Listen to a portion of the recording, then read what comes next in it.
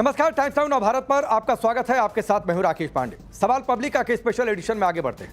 क्या जंतर मंतर से संसद तक हुआ काटा गया गदर वास्तव में छात्रों का प्रदर्शन था या फिर सियासी प्रयोग?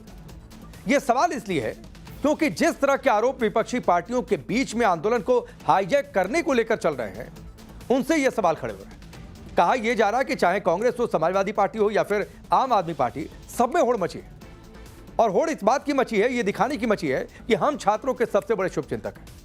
आज संसद में बहुत कुछ हुआ। सोशल मीडिया पर यह चर्चा भी खूब हुई कि छात्र को आगे करके असल में विपक्ष अपनी गोटी सेट करने में लगा है। सवाल यह है कि आगे क्या होने वाला है, आज क्या क्या हुआ है, देखिए सब कुछ इस रिपोर्ट में।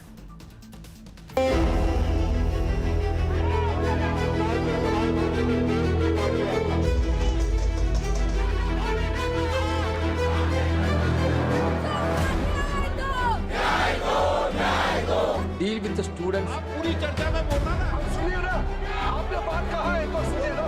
ये मुद्दा की मर्यादा नहीं बनती है।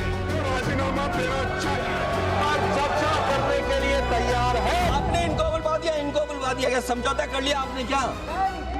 आपने क्यों नहीं बोलने दिया हमें? आप सरकार पूरी तरह से नीट पेपर लीक पे चर्चा करने के तैयार है और इस देश के युवाओं को भविष्य के लिए हम सब मिलकर के एक सार्थक चर्चा हो, यह सरकार चाहती है।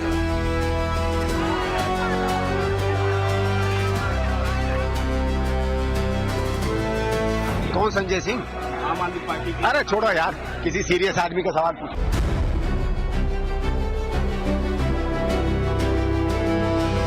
Is that Mr. Dharmendra Pradhan, who has failed as an education minister, should be relieved of his duties. We're 100% supporting every single student and we are fully behind you.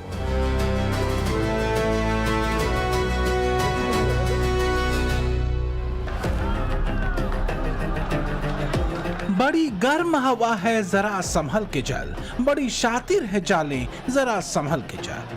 हर तरफ हंगामा, हर तरफ शोर। क्या अब ये हंगामा खेज हवा ही तय करेगी कौन किस ओर? तो शोर हर तरफ है, जंतर मंतर से लेकर संसद तक, और इसी शोर शराबे हंगामे के बीच पटना चंडीगढ़ में तो बीजेपी कार्यकर्ताओं के बीच झड़प तक हो गई। जो इस पूरे सिस्टम को चलाते हैं उनको स्टूडेंट से अपॉलोजाइज करना चाहिए रिस्पेक्टफुली कि गलती हो गई, जो हुआ वो नहीं होना चाहिए था, आप लोगों को चोट लगी है, हम अपनी गलती मांगते हैं, कोई बड़ी बात नहीं है। We are 100% supporting every single student and we are fully behind you. सवाल ये उठ रहे हैं कि छात्रों के नाम पर शुरू हुई राजनीति क्या विपक्ष के लिए टूल बन गए? क्या वाकई छात्रों के मुद्दों को लेकर सारा विपक्ष एकजुट हो गया, या इस मुद्दे पर क्रेडिट लेने की होड़ विपक्षी पार्टियों के भीतर ही मच गई? पहले संजय सिंह ने कांग्रेस बीजेपी पर मिलीभगत का आरोप लगाया। अब अखिलेश ने कहा कि आपने समझौता कर लिया।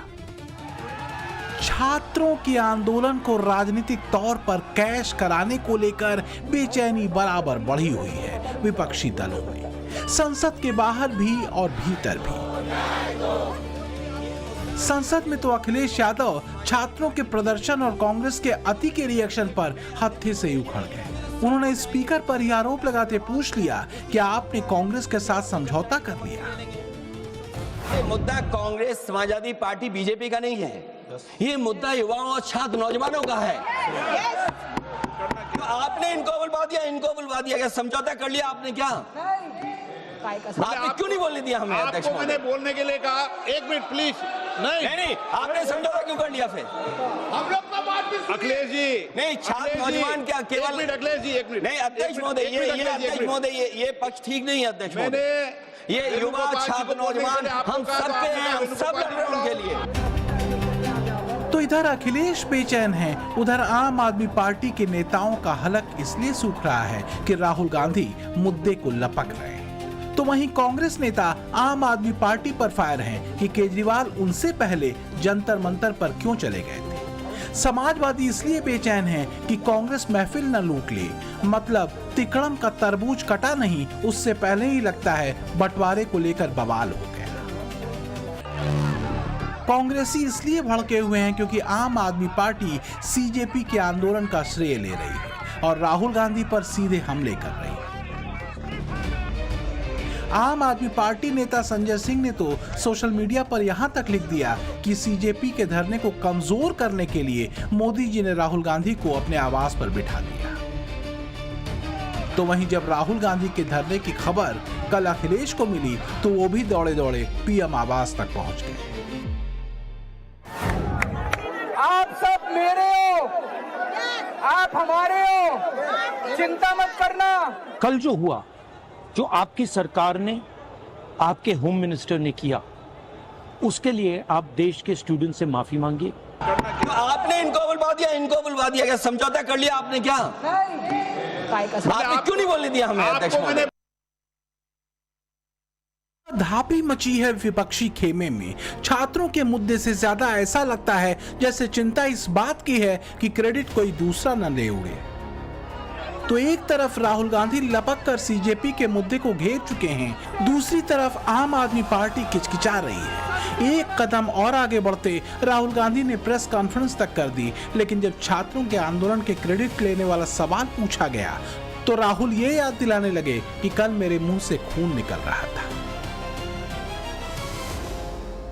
आपने कहा कि सभी अपोजिशन पार्टीज जो हैं वो इस मामले में एक हैं, लेकिन एक अपोजिशन पार्टी है आम आदमी पार्टी, जिन्होंने जिसके सांसद संजय सिंह हैं, उन्होंने ये कहा कि राहुल गांधी छात्रों के आंदोलन को डाइवर्ट कर रहे हैं, हाईजैक करने की कोशिश कर रहे हैं। इस पर क्या कहेंगे? देखिए, हम पूरा सपोर्ट कर रहे हैं छात्रों के आंदोलन को, ठीक है? मेरे मुंह से खून निकल रहा था कल। हम पूरा सपोर्ट कर रहे हैं। पहली बात, आपका पहला क्वेश्चन क्या था? तो क्या कुल जमा ये कि संजय सिंह के आरोपों वाले सवाल पर राहुल गांधी ने गुगली फेंक दी और इस सवाल के जवाब में भी उसी तरफ इशारा किया कि छात्रों के हितों की खालिस बात इकलौती कांग्रेस ही कर रही है। तो कांग्रेस और समाजवादी पार्टी संसद के बाहर एक साथ प्रदर्शन करते जरूर दिखे, लेकिन कुछ मामले तो दिलचस्प हैं ही। जैसे संसद में कांग्रेस कह रही है कि पहले शिक्षा मंत्री का इस्तीफा हो, तो वहीं अखिलेश यादव कहते हैं कि पहले पेपर लीक पर चर्चा हो। कांग्रेस कहती है कि इस्तीफे के बाद ही चर्चा होगी, समाजवादी पार्टी कहती है कि इस्तीफा तो होता रहेगा, पहले चर्चा हो। तो कहीं ऐसा तो नहीं कि कांग्रेस लगी है बहती गंगा में हाथ धोने? क्या वाकई छात्रों के समाधान के बारे में कोई गंभीरता से सोच रहा है, यह मामला सिर्फ इन प्रदर्शनों के बीच अपने अपने नेताओं के चेहरों को चमकाना और उन्हें छात्रों का असली हितैषी बताना है? विपक्ष की सारी आपसी खींचतान के बीच सीजेपी का प्रदर्शन जारी है। इस बीच जेपी नड्डा के साथ सीजेपी के प्रतिनिधियों की वार्ता की भी खबर है। देखिए, आज सुबह फिर से पुलिस वाले हम लोगों के पास रीच आउट किया। उन लोगों ने बोला कि जेपी नड्डा जी हम लोगों से बात करना चाह रहे हैं, तो उनके घर बुलाया। हमने सरासर मना कर दिया कि हम लोग किसी के घर नहीं जा रहे, हम लोग किसी के ऑफिस नहीं जाएंगे। जनता का दरबार यहाँ लगा हुआ है, जनता के बीच आना चाहिए मिनिस्टर्स को। अगर उनको बात करनी है तो बातचीत जंतर मंतर पे होगी। लेकिन हम भी पढ़े लिखे लोग हैं, तो हम लोगों ने सोचा कि अगर उनको डर है कि यहाँ पे कोई सिक्योरिटी सिचुएशन हो जाए, तो इससे कोई न्यूट्रल प्लेस जंतर मंदिर के आसपास में हम लोग मिल सकते हैं। लेकिन सवाल वही है कि क्या बात बनेगी? इस बीच केंद्रीय मंत्री जितेंद्र सिंह और स्वास्थ्य मंत्री जेपी नड्डा ने मेदांता अस्पताल में सोनम वांगचुक से भी मुलाकात की है। केंद्रीय मंत्रियों ने वांगचुक से मिलकर उनका हालचाल जाना और उनसे अनशन समाप्त करने की अपील भी की। ये मुलाकात करीब 1 घंटे से ज्यादा वक्त तक चली और शिक्षा में सुधार को लेकर संसद में चर्चा कराने का भरोसा भी दोनों मंत्रियों की तरफ से वांगचुक को दिया गया। आपने बात कहा है तो सुनिए ना, सरकार नीट पेपर लीक का चर्चा के लिए पूरी तरह से तैयार है और हमने पहले दिन से कहा है जब चर्चा होती है तो किसी नियम के तहत होना पड़ता है और इसका व्यवस्था बनाना पड़ता है। मैं अनुरोध करता हूं कि चर्चा कब होना है, चर्चा का ड्यूरेशन, कितना लंबा चर्चा होना है और किस नियम के तहत होना है। माननीय स्पीकर महोदय, सारे पार्टी के फ्लोर लीडर से बातचीत करके इसका निर्णय किया जाए। सरकार पूरी तरह से नीट पेपर लीक पे चर्चा करने का तैयार है और इस देश के युवाओं को भविष्य के लिए हम सब मिलकर के एक सार्थक चर्चा हो, ये सरकार चाहती है। जो सबसे ज्यादा परेशान करने वाली बात है वो है छात्रों के नाम पर की गई हिंसा, जिससे दिल्ली दहली। दुर्भाग्य से विपक्षी दलों के एजेंडे में इस हिंसा को लेकर कोई आलोचना या विरोध नहीं है। पुलिस से लेकर पत्रकारों तक को छात्रों के नाम पर झूठी भीड़ ने निशाना बनाया। सूत्रों के मुताबिक संसद मार्च के दौरान उपद्रवियों ने हिंसा से पहले और हिंसा के बाद तक की पूरी साजिश तैयार कर रखी थी। जैसे प्रदर्शन में शामिल उपद्रवियों ने हिंसा के दौरान एक दूसरे से कम्युनिकेट करने के लिए स्पेशल एप्लीकेशंस का इस्तेमाल किया। पुलिस पर हमले को लेकर एक दूसरे से संपर्क करने के लिए ब्लूटूथ एप्लीकेशन का इस्तेमाल किया गया। हिंसा करके मौके से भागने की प्लानिंग भी इसी एप्लीकेशन पर शेयर की गई। पुलिस हिंसा से पहले और हिंसा के बाद दोनों परिस्थितियों की जांच कर रही है। वायरल वीडियोस के जरिए पुलिस पत्थरबाजों और सुरक्षा बल कर्मियों से बदसलूकी करने वाले असामाजिक तत्वों की पहचान की कोशिश भी कर रही है। लेकिन लगता है कि सियासी तौर पर अभी खेल बाकी है। पटना में कई जगहों पर छात्रों ने उग्र प्रदर्शन किया। कई जगहों से पत्थरबाजी की खबरें भी आई। प्रदर्शनकारी यहाँ मुख्यमंत्री आवास तक पहुंच गए हैं। आप देखिए तस्वीर किस तरह से इस पूरे इलाके में जो छात्र हैं वो यहाँ पर पहुंचे थे, जो प्रदर्शन कर रहे थे। इसमें कई ऐसे छात्र भी थे, या यूं कहे कि जो प्रदर्शनकारी थे उनके तरफ से जमकर पथराव यहाँ पर किया गया। और जिस तरह के हालात आज पूरे पटना में देखने को मिला, जगह जगह इस तरह से प्रदर्शन और पथराव की स्थिति जो है वो देखने को मिली। यहाँ मुख्यमंत्री आवास तक पहली बार, मुझे लग रहा है जहाँ तक मैं जानता हूँ, ये पहली बार ऐसी तस्वीर दिखी है जब मुख्यमंत्री आवास तक जो भीड़ है वो पहुंच जाए, प्रदर्शन करते हुए पहुंच जाए और पुलिस मूक दर्शक बनी रहे। तो अगर बात अधिकारों की है, व्यवस्था को दुरुस्त करने की है, सत्याग्रह की है, तो हिंसा और हमले क्यों? फिर चाहे वो पत्रकारों पर हो या पुलिस वालों पर। ऐसी एक नहीं कई तस्वीरें सामने आई हैं। कुछ तस्वीरें विपक्ष की तरफ से भी दिखाई गई, लेकिन बस उतनी ही जितने से विपक्ष का नैरेटिव सेट होता हो। इसलिए चौकन्ना होने की जरूरत है।